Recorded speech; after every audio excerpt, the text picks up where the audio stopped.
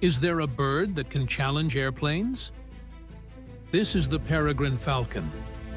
When it dives to hunt, it can reach speeds of 390 kilometers per hour. That makes it the fastest animal on Earth. It doesn't grab its prey in the air.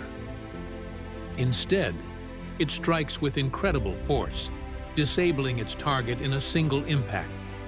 Special structures inside its nostrils allow it to breathe even at extreme speeds.